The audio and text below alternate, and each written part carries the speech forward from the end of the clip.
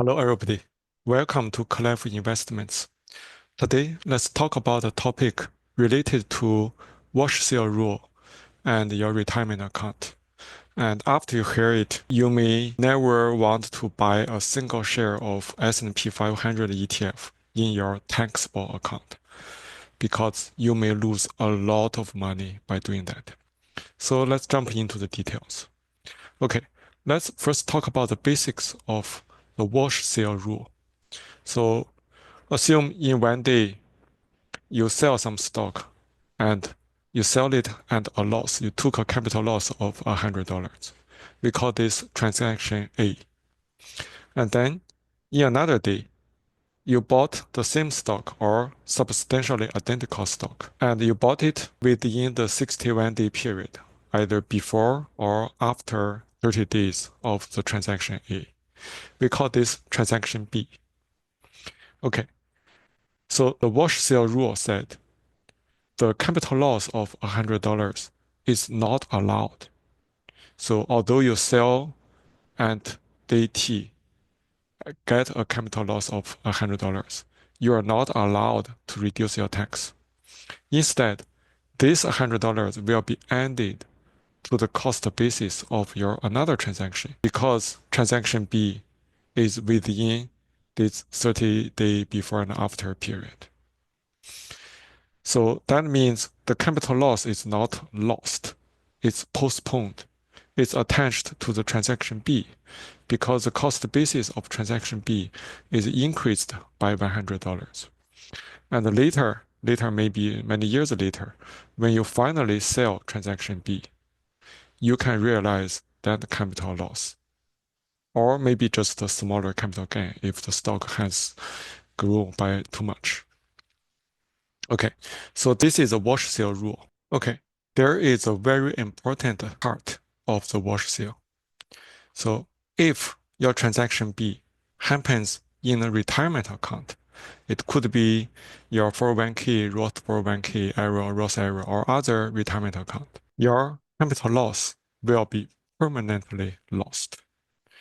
This is because the capital loss will be added to the cost basis of your transaction in your retirement account. But your retirement account doesn't care about the cost basis.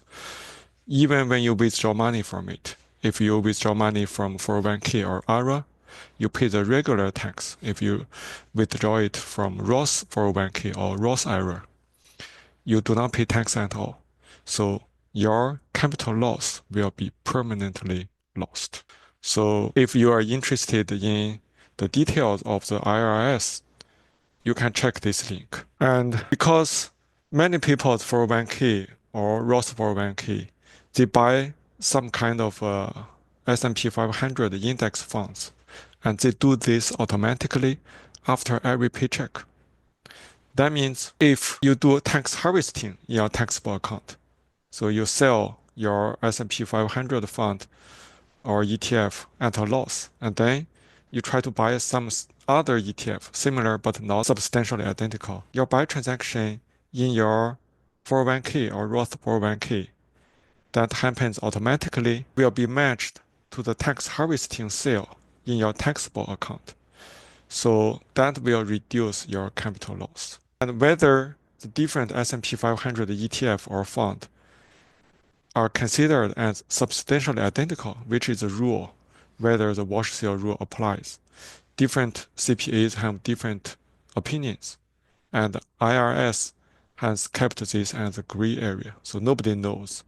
But if you do not use any S&P 500 ETF or fund in your taxable account, then you no longer need to worry about this. So that means fund like VO or SPY might be considered as substantially identical to the S&P 500 fund in your 401k or Roth 401k. So I would recommend you never buy any more VOO or SPY in your taxable account. But if you really like it, what would you do? There are many replacements. So I picked a few, and IWB, iShares Russell 1000. This ETF has about 1,000 stocks. And also, its maintenance margin in interactive brokers is less than 10%, which is very good. Another one, VTI, is also quite popular, Vanguard Total Market Index.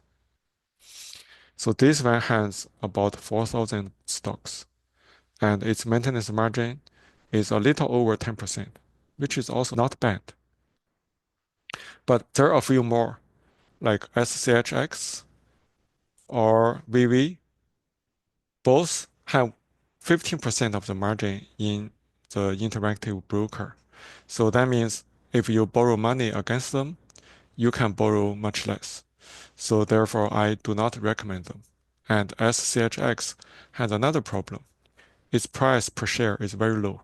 It's about 1/10 of the other stocks. So that means the commission you need to pay is 10x higher than other ETFs.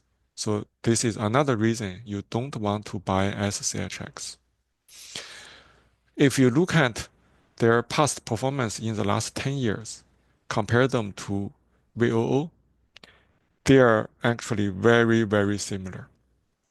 So there's a small difference in the end, but I don't think that's important.